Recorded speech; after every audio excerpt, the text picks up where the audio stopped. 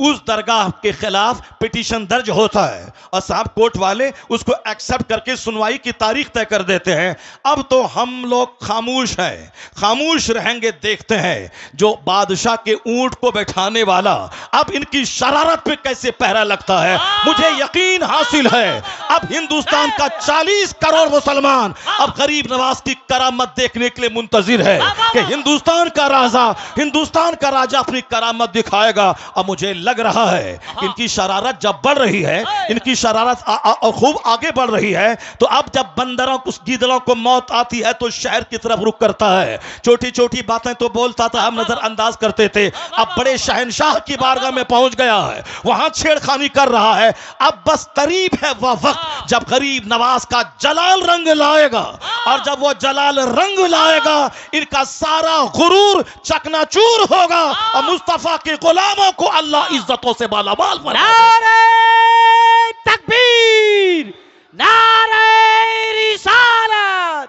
مسلک اعلی حضرت, مذہب اسلام, حضرت حبیب اللہ فیضی صاحب قبلہ, حضرت شہنواز حسان صاحب قبلہ, علامہ ڈاکٹر شہریار رضا صاحب قبلہ قادری. واہ واہ واہ, بہت عمدہ. ظلم کی انتہا ہو گئی, ظلم کی انتہا ہو گئی. جس آستانے سے کروڑوں ہندو فیض اٹھاتے ہیں, جن کی غریبی دور ہوتی ہے, بھیک مانگنے کے لیے 24 گھنٹے پڑے رہتے ہیں, اس مقدس آستانے کے خلاف انہوں نے چھیڑ چھاڑ کرنے کی کوشش کی ہے.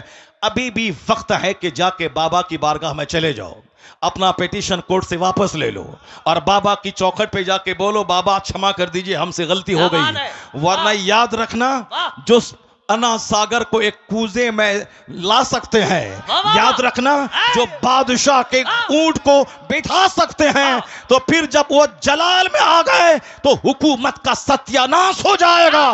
پھر وہی ہوگا جو ساری دنیا دیکھنے کا منتظر ہے. نعرہ تکبیر, نعرہ رسالت, خواجہ کا ہندوستان, فیضان غریب نواز.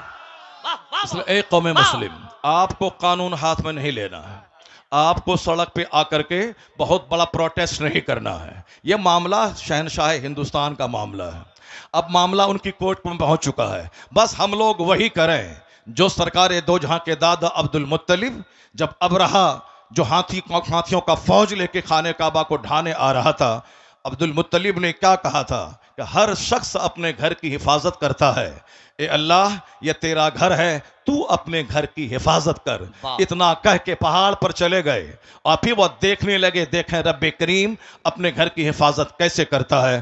ساری دنیا جان رہی ہے کہ الم تر کیف فعل ربک باصحاب الفیل, کیا اس کے ساتھ سلوک ہوا. ابرہا ذلیل ہو کے مرا, اس کے سارے ہاتھی مرے, ایک چھوٹا سا کنکر پتھر اس کے غرور کو توڑ کے رکھ دیا, سارے دھاراشائی ہو گئے. ہم تو یہی دیکھتے ہوئے آ رہے ہیں 1400 سال کے اندر. اللہ رب العزت بہت بے نیاز ہے, اللہ رب العزت بے نیاز ہے, کوئی بھی ظالموں کا ظلم اس کو تھکا نہیں سکتا, اور کسی بھی عبادت کرنے والی کی عبادت کی وجہ سے اللہ رب العزت کی شان میں کوئی اضافہ نہیں ہو سکتا. اللہ اس صفات کمالیہ کا جامع ہے کہ جس کے آگے کسی صفت کا کوئی تصور ہی نہیں ہے. اللہ رب العزت کے پاس ساری قوتیں, ساری طاقتیں موجود ہے. ہم عبادت کرتے ہیں, ہم اس کا بینیفٹ مجھ کو ملتا ہے, اگر کوئی کفر کرتا ہے اس کا نقصان وہ اٹھاتا ہے. اللہ صرف دیکھنا چاہتا ہے کہ میرا کون بندہ ہے جو اس زمین کو عدل سے بھرتا ہے, اور کون ہے جو اس زمین کو ظلم سے بھرتا ہے.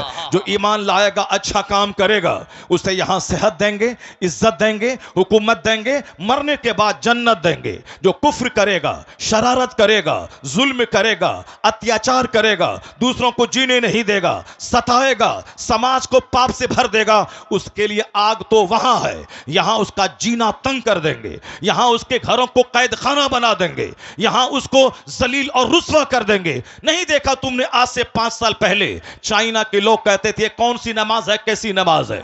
जापान के लोग कहते थे ये कौन सी मस्जिद है, कैसा मदरसा है। हिंदुस्तान के भी चंद सरफिरे कहते थे ये कौन सी मस्जिद, कौन सा मदरसा, अजान बंद कर देंगे, मदरसा बंद कर देंगे। अमेरिका भी कहता था ये कौन सा इस्लाम है, हर तरफ इस्लाम का चर्चा हो रहा है, हर तरफ इस्लाम इस्लाम लोग कर रहे हैं, नहीं बढ़ने देंगे इसे।